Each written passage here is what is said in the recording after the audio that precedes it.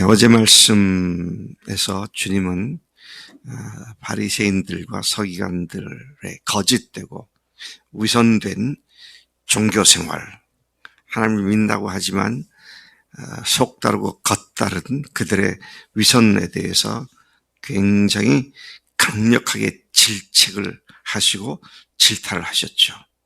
스스로 높임받는 것을 좋아하는 그들, 그리고 누구보다 하나님을 잘 믿는다고 자부하면서 하나님을 기만하는 역겨운 신앙 행태에 대해서 책망하셨던 것을 우리가 어제 보았습니다. 주님은 그들이 역사 속에서 그들의 조상이 죽였던 선지자들, 곧 하나님의 선지자들이 하나님의 선지자로 판명되었던 그 하나님의 사람들을 위해 거창하게 무덤을 만들고 의인들을 위해 만드는 비석을 만들어서 아름답게 꾸미는 모습에 대해도 책망하십니다. 그 이유는 그렇게 함으로써 자신들은 하나님께서 보내주신 선지자들을 죽이는 그런 죄를 짓지 않을 자들이라고 스스로 위장했기 때문이었습니다. 자기들이 그런 자들이면서 자기들은 그런 짓을 하지 않는다고 그렇게 위장했기 때문이었습니다. 그러면서 그들은 다음과 같이 말함으로써 자신들의 조상과 자신들 간의 차이점의 선을 긋는다고 주님께서 지적하십니다. 30절 말씀에 그 말씀이 나오죠. 만일 우리가 조상 때 있었더라면 우리는 그들이 선지자의 피를 흘리는데 참여하지 아니하였으리라. 와, 그때 당시에 사람들이 여기 뒤에 나오는 사가랴를 돌로 성전에서 쳐 죽인 얘기가 나옵니다만은 우리는 그러진 않았을 텐데 참 우리 조상들이 참 그때 어리석었다. 이렇게 너희들이 말하면서 너희들의 조상들과 선을 긋는데 두고 봐라. 너희들이 어떤 악한 짓을 하는지 이제 말씀 마음속에 품고 지금 그런 말씀을 하십니다. 그래서 주님께서 말씀하실 너희들이 그렇게 말을 하는 걸 보면 너희들이 너희들 조상들이 선지자를 죽인 사실을, 그리고 너희들이 그들의 자손인 사실을 스스로 증명하는 것이다. 그렇게 말씀을 하십니다. 그러면서 주님은 32절에 너희가 너희 조상의 분량을 채우라. 참 무서운 말씀입니다. 조상의 분량을 채워라. 의인을 죽이고 하나님의 사람들을 죽이고 그들을 때리고 돌로 치는 그들의 분량을 너희들이 완전히 채워버려라. 그렇게 말씀하시죠. 그 조상들이 그렇게 하나님의 선지자들을 죽였는데 이제 그 후손들인 너희들이 선지자가 아니라 하나님 자신이신 예수님을 죽으실 것을 말씀하고 계신 것입니다. 하나님을 거부하고 하나님의 통치를 받기를 싫어하는 그들의 실상을 37절에서 주님께서 드러내셨습니다. 예루살렘아, 예루살렘아, 선지자들을 죽이고 네게 파송된 자들을 돌로 치는 자여. 아예 이스라엘을 부르는 호칭이 선지자들을 죽이고 네게 파송된 자들을 돌로 치는 자. 그렇게 관용구를 만들어 갖고 호칭을 하고 있는 모습을 보게 됩니다. 그런데 암탉이 그 새끼를 날개를 모은 같이 내가 네 자녀를 모으려 한 일이 몇 번이더냐. 지난 1000몇백 년의 역사 가운데 내가 그런 일을 몇 번을 했었느냐. 그러나 너희들이 원치 않았다.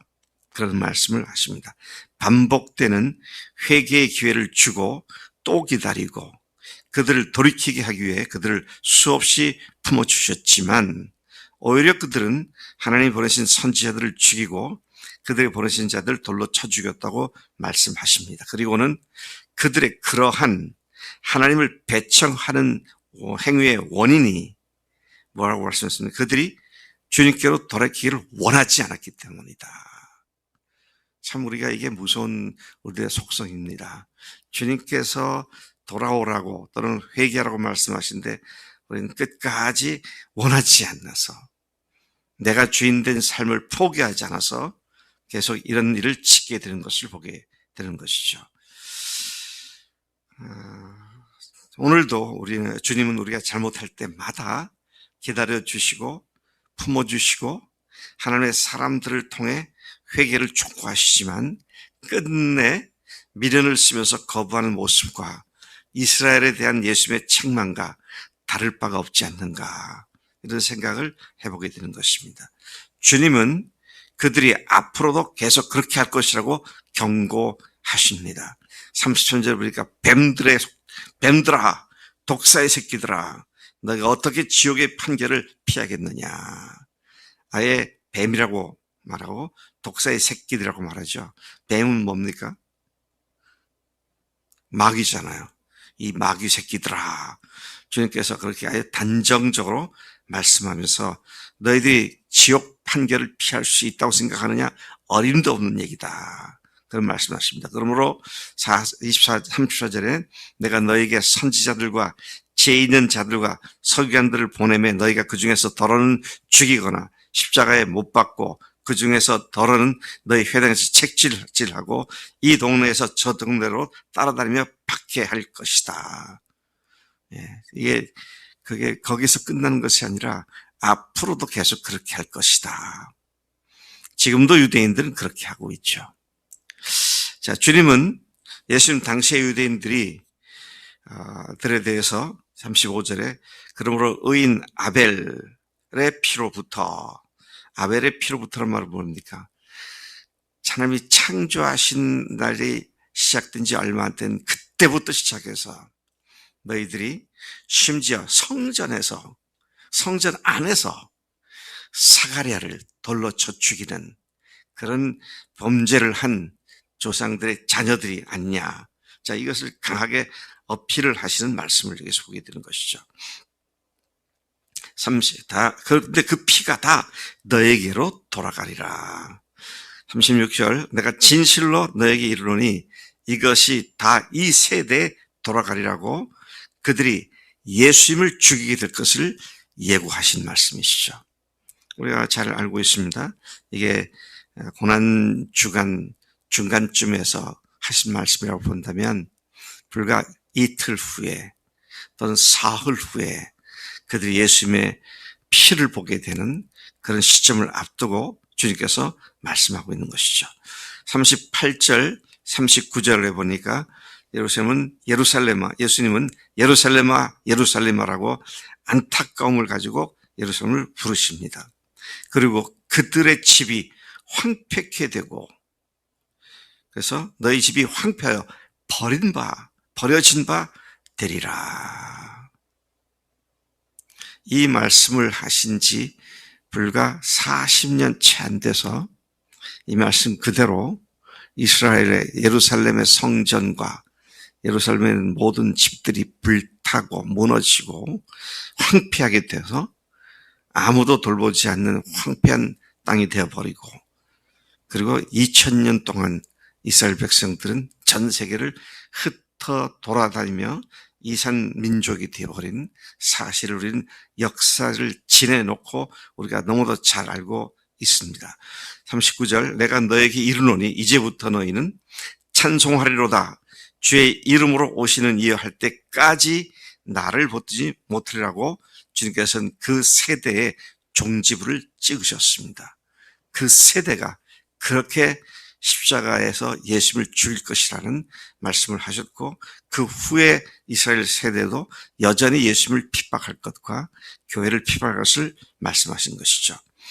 회개할 줄 모르는 것은 하나님을 거부하는 것이며 그분의 통치를 원하지 않는 막장인 것을 다시 한번 확인합니다.